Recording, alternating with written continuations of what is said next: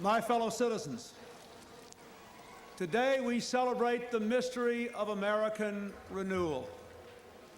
This ceremony is held in the depth of winter, but by the words we speak and the faces we show the world, we force the spring. A spring reborn in the world's oldest democracy that brings forth the vision and courage to reinvent America. When our founders boldly declared America's independence to the world and our purposes to the Almighty, they knew that America, to endure, would have to change. Not change for change's sake, but change to preserve America's ideals: life, liberty, the pursuit of happiness. Though we march to the music of our time, our mission is timeless. Each generation of Americans must define what it means to be an American. On behalf of our nation, I salute my predecessor, President Bush, for his half-century of service to America.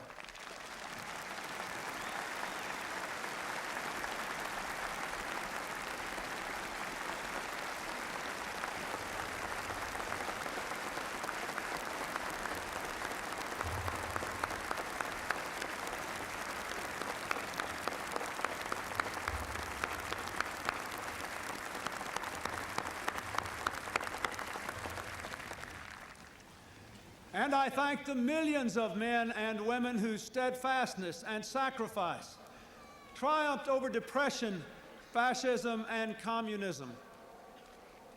Today, a generation raised in the shadows of the Cold War assumes new responsibilities in a world warmed by the sunshine of freedom, but threatened still by ancient hatreds and new plagues.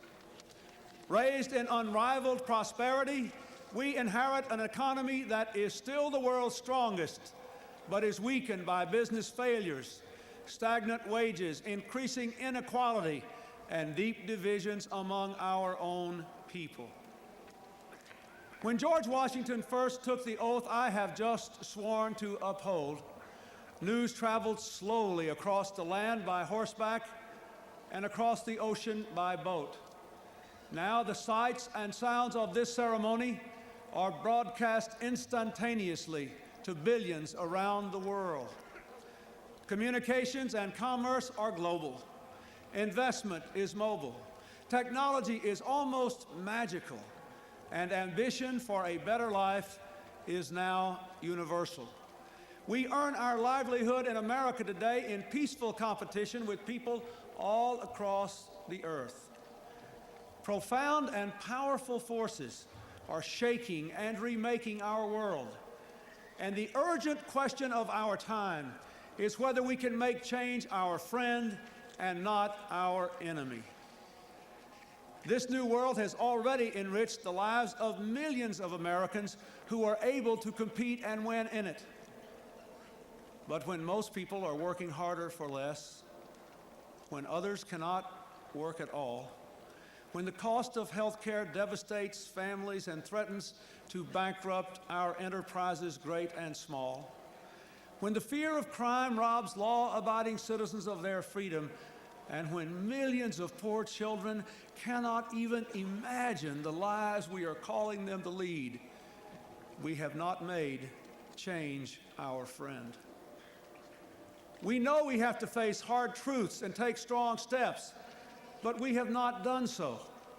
Instead, we have drifted, and that drifting has eroded our resources, fractured our economy, and shaken our confidence. Though our challenges are fearsome, so are our strengths.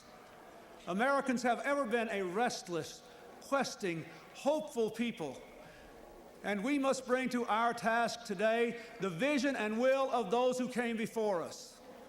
From our revolution to the Civil War, to the Great Depression, to the Civil Rights Movement, our people have always mustered the determination to construct from these crises the pillars of our history. Thomas Jefferson believed that to preserve the very foundations of our nation, we would need dramatic change from time to time. Well, my fellow Americans, this is our time. Let us embrace it.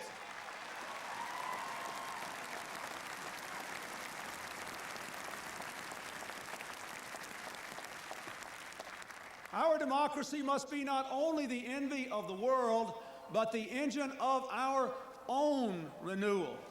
There is nothing wrong with America that cannot be cured by what is right with America.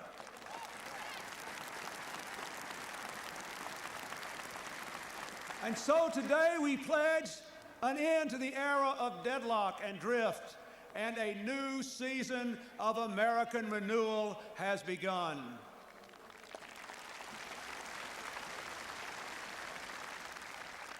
To renew America, we must be bold. We must do what no generation has had to do before. We must invest more in our own people, in their jobs, and in their future, and at the same time, cut our massive debt. And we must do so in a world in which we must compete for every opportunity. It will not be easy. It will require sacrifice. But it can be done and done fairly, not choosing sacrifice for its own sake, but for our own sake. We must provide for our nation the way a family provides for its children. Our founders saw themselves in the light of posterity. We can do no less. Anyone who has ever watched a child's eyes wander into sleep knows what posterity is. Posterity is the world to come, the world for whom we hold our ideals, from whom we have borrowed our planet, and to whom we bear sacred responsibility. We must do what America does best, offer more opportunity to all, and demand more responsibility from all.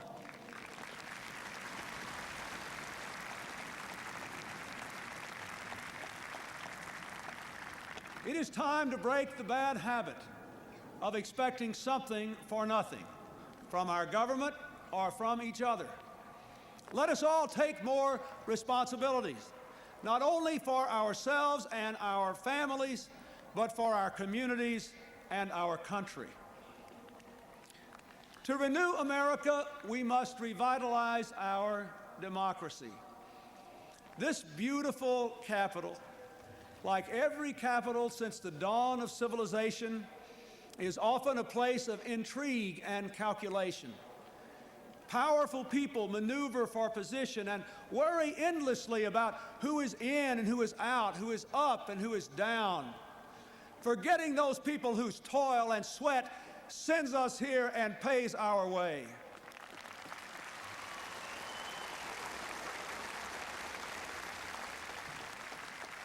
Americans deserve better. And in this city today, there are people who want to do better. And so I say to all of you here, let us resolve to reform our politics so that power and privilege no longer shout down the voice of the people. Let us put aside personal advantage so that we can feel the pain and see the promise of America.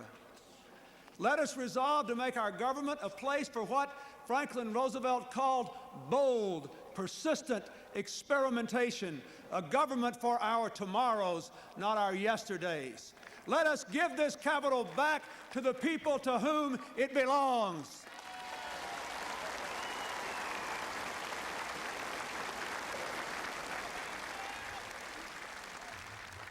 To renew America, we must meet challenges abroad as well as at home. There is no longer a clear division between what is foreign and what is domestic. The world economy, the world environment, the world AIDS crisis, the world arms race, they affect us all. Today, as an old order passes, the new world is more free but less stable. Communism's collapse has called forth old animosities and new dangers. Clearly, America must continue to lead the world we did so much to make. While America rebuilds at home, We will not shrink from the challenges nor fail to seize the opportunities of this new world. Together with our friends and allies, we will work to shape change lest it engulf us. When our vital interests are challenged or the will and conscience of the international community is defied, we will act. With peaceful diplomacy whenever possible, with force when necessary. The brave Americans serving our nation today in the Persian Gulf, in Somalia, and wherever else they stand are testament to our resolve. But our greatest strength is the power of our ideas, which are still new in many lands. Across the world, we see them embraced and we rejoice.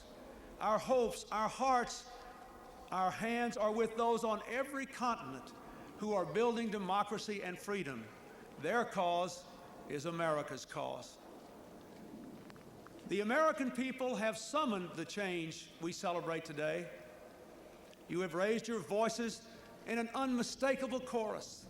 You have cast your votes in historic numbers, and you have changed the face of Congress, the presidency, and the political process itself. Yes, you, my fellow Americans, have forced the spring. Now we must do the work the season demands. To that work I now turn with all the authority of my office.